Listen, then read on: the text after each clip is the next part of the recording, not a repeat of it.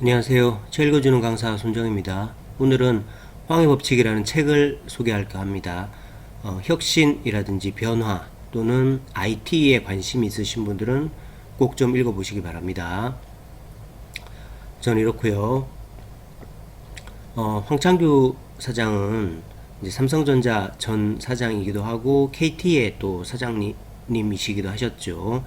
삼성전자 사장으로 계시면서는 세계 최초로 이제 반도체를 이제 기가 1기가 2기가 이런 식으로 개발을 하고, 또 KT에 계실 때는 5G를 세계 최초로 상용화하신 미국이나 세계로 치면 스티브 잡스나 앨런 머스크 이런 분들하고 거의 동급의 한국이 낳은 세계적인 IT 스타다, 이렇게 생각하시면 될 것 같아요.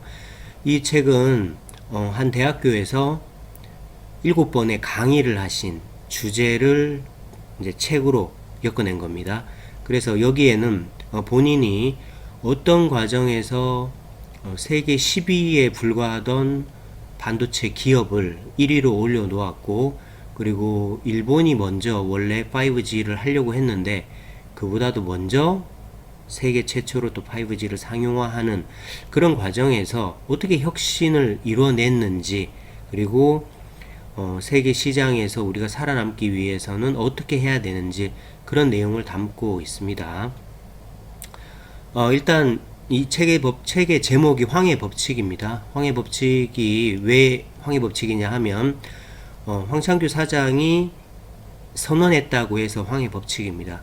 이건 이제 그 전에 이제 무어의 법칙이라는 게 있었기 때문에 이제 나온 말이기도 해요.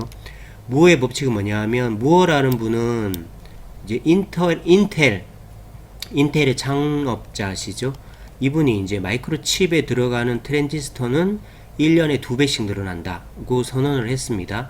그리고 실제로 한동안 이 법칙이 지켜졌죠. 그러니까 이거는 이제 컴퓨터 처리 능력과 관련된 거라면, 황해 법칙은 이분이 1999년에 이제 선언할 때 반도체 이제 메모리 용량이 1년에 2배 늘어난다. 그래서 실제로 계속해서 이렇게 개발을 하신 거예요.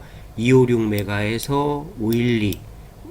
그다음에 우리 그 USB 같은 경우에도 이렇게 지금 계속 늘어나고 있잖아요. 그래서 지금 컴퓨터를 사면 우리가 옛날에는 뭐 HDD 이랬지만 요즘은 SSD 이래가지고 보통 뭐 요즘은 뭐 128기가도 있고 더 훨씬 더 크잖아요. 그래서 이렇게 반도체 메모리 용량이 늘어날 것이다. 왜냐하면 이제 모바일 시대로 가기 때문에 이제 동영상이라든지 우리가 이제 유튜브를 본다든지, 옛날에 2G 시대 때는 뭐 동영상을 본다든지 이런 건 없었잖아요. 근데 그런 시대가 올 거기 때문에 이런 용량이 필요하게 되고, 우리 삼성전자가 그거에 맞춰서 2배의 용량으로 개발을 할 거다, 이런 걸 이제 선언을 하셔가지고 지켰던 거죠. 그게 실제로 실현이 되었던 거죠. 그래서 그거를 이제 황해 법칙이라고 하고, 이거를 또 이 책의 제목으로 했습니다. 자, 이 책의 특징은 뭐냐 하면, 책 속에 이렇게 우리가 반도체 하면은 그냥 컴퓨터 또는 자동차 또는 가전제품 이런 데 들어가는 거다. 근데 D램, S램, 플래시 메모리, 우리가 말은 많이 들었지만 그게 정확히 뭔지는 또 잘 모르는데, 책 속에 이렇게 자세한 설명들이 이렇게 잘 나와 있습니다. 이것뿐만 아니라 다른 IT 관련 기술에 대해서도 이런 식으로 자세하게 설명이 되어 있으니까요. 이 책을 보시면 그동안에 몰랐던 IT 용어에 대한 지식도 쌓을 수 있을 것 같습니다. 그럼 이 책은 어떻게 구성되어 있는지 보겠습니다. 1장을 한번 보겠습니다. 1장에는 어떤 내용이냐 하면, 이제 제목이 리스크 테이킹입니다. 그러니까 이게 뭐냐 하면 위험을 감수하라 라는 뜻입니다. 그러니까 성공을 하려면 그냥 얌전하게 1등을 따라가거나 옛날에 했던 것만 하면 안 되고 위험을 감수해야 되잖아요. 그래서 위험을 감수해서 도전해서 시장을 선점하는 사람만이 살아남는다 그랬습니다. 근데 어떻게 그러면 시장을 선점하기 위해서 리스크를 테이킹 했냐를, 그 사례가 이제 1장에 나와 있다 이겁니다. 자, 2001년 당시에 삼성전자는 세계 플래시 메모리 반도체 점유율 3.7%로 10위였습니다. 이때는 인텔이 1위였고 도시바가 2위였어요. 그런데 이때 이제 플래시 메모리, 앞에 나온 이제 플래시 메모리와 D램은 좀 다르잖아요.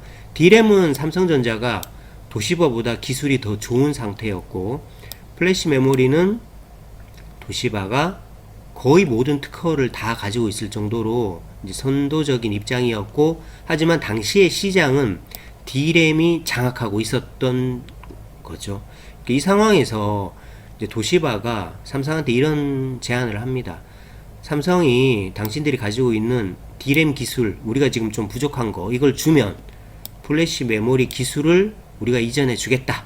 이렇게 얘기를 합니다. 이거를 이제 황창규 사장은 어떻게 받아들이냐 하면, 니들은 2등을 그냥 해라. 우리를 따라와서, 우리한테 협조적으로 따라와서 플래시 메모리 분야에 그냥 우리하고 잔잔하게 그냥 우리 밑에서 2등을 해라. 이제 요런 뜻으로 받아들인 거예요. 그러니까 지금 이걸 받아들이면 당장은 우리한테 없는 기술을 받아들이게 되지만, 그래 버리면 도시바한테 발목을 잡히니까 우리가 1위로 올라서는 그런 기회를 못 갖잖아요. 그래서 이걸 거절합니다. 거절하고 이제 이건희 회장한테 그 자쿠로라는 일본의 샤브샤브 집에서 회의를 해서 거기에서 이걸 공식적으로 거절을 하고 우리가 독자적으로 개발하겠다 라고 하는 거죠. 근데 당시 이건희 회장도 이거에 대해서는 좀 걱정이 많았지만, 이거에 대해서 황창규 사장을 믿고 한번 해보라 해서 삼성전자 전 회사 차원에서 지원을 해주기로 하는 거죠. 그래서 결국에는 1년 6개월 만에 도시바를 제쳐내고 2년 6개월 만에 인텔을 제치고 플래시 메모리 분야 세계 1위가 돼서 지금은 아주 독보적인 세계 1위가 되는 거죠. 그러니까 저는 여기서 이렇게 리스크 테이킹을 한 거를 짧게 설명했지만, 일장에 보면 굉장히 자세하고 흥미진진하게 나와 있기 때문에 이런 내용을 읽다가 보면 1위라는 게 괜히 하는 게 아니구나. 남들보다 먼저 위험을 감수하고 혁신을 추구할 때 할 수 있다. 이런 거를 우리가 깨닫게 됩니다. 자, 그 다음에 그 뒤로 이제 계속해서 반도체 얘기가 나오기 때문에 이제 사장에 나오는 얘기 한번 보겠습니다. 여기에서는 이제 KT 사장으로 계실 때 5G를 세계 최초로 상용화했던 그런 얘기가 나옵니다. 여기도 마찬가지인데요. 당시에 5G는 일본이 세계에서 가장 기술이 앞선 상태였고, 2015년 당시에 이게 이제 세계 최대 이제 모바일 이제 회의인데, 이때 한국을 비롯해서 뭐 일본이라든지 미국, 스웨덴 다 참석을 한 상황에서 이제 일본이 여기서 이제 큰 소리를 치죠. 우리가 2020년 도쿄 올림픽을 5G 올림픽으로, 그러니까 이게 이제 5G가 왜 중요하냐 하면, 5G가 구현이 되면 우리가 텔레비전으로 선수들이 흘리는 그 땀방울 하나하나까지도 우리가 화면으로 볼 수 있는 게 5G가 되기 때문에 가능한 거라고 합니다. 그러니까 우리가 이제 이때부터 공식적으로 스타트해서 일본이 세계 최초로 상용화 하겠다. 그러니 오늘 이 회의에 참석한 전 세계 IT 기업은 우리한테 협조를 해달라. 이렇게 선언을 하는데, 황창규 사장이 여기서 이런 말을 하죠. 그보다 2년 앞서서 평창 올림픽이 있으니까 여기서 우리가 먼저 상용화를 하겠다. 그러니 우리한테 협조해달라. 그러니까 딴 데서는 좀 반신반의하고 안 믿지만 이제 본인은 자신이 있었던 거죠. 그래서 결국은 성공을 해서 5G 표준의 80%가 KT의 것으로 국제 표준화에 반영하는데 성공했다고 하죠. 뭐 또 이것도 뭐 제가 여기서 말은 간단하게 하지만 그 책을 보면 이거를 하는 과정에서 얼마나 열심히 개발하고 발로 뛰고 했던 그런 장면들이 이 책에 다 나옵니다. 이것뿐만 아니라 이 책에는 이렇게 이제 뭐 파괴적 혁신이라든가 미래 예측, 그 다음에 위기의 대응, 융합의 실현, 이런 걸 통해서 이거 하나하나가 본인이 삼성전자 사장 또는 KT 사장으로 있을 때 세계 최초 또는 국내 최초로 선보였던, 그래서 시장을 장악했던, KT 같은 경우에도 처음 사장에 들어갔을 때 이제 KT가 역사가 130년이 된 거거든요. 왜냐하면 우리나라에 최초로 전화기를 놓았던 회사가 KT인 거기 때문에 고종 황제 때 그 이후로 처음 2013년 4년 요때 처음 적자가 났다고 합니다. 그때 이제 황창규 사장이 취임했을 때 지금은 황의 법칙이 아니라 황의 마법이 있어야 KT를 살릴 수 있다 이렇게 말할 정도로 힘든 상황이었지만 5G를 성공하고 기가진이 이런 걸 내놓으면서 KT를 다시 국내 최고의 통신회사로 살려내는 이런 과정들 이런 것들이 이제 이런 부분에 다 있습니다. 그래서 요즘 혁신에 관한 책들이 좀 생각보다 많지 않습니다. 있어도 좀 지지부진한 얘기들이 많은데 황창규 사장의 이 얘기를 좀 들으면 혁신은 저렇게 해야 되구나 라는 게 생생하게 와닿기 때문에 도움이 되실 거라고 봅니다. 자, 그래서 오늘은 황해 법칙 소개해 봤습니다. 고맙습니다.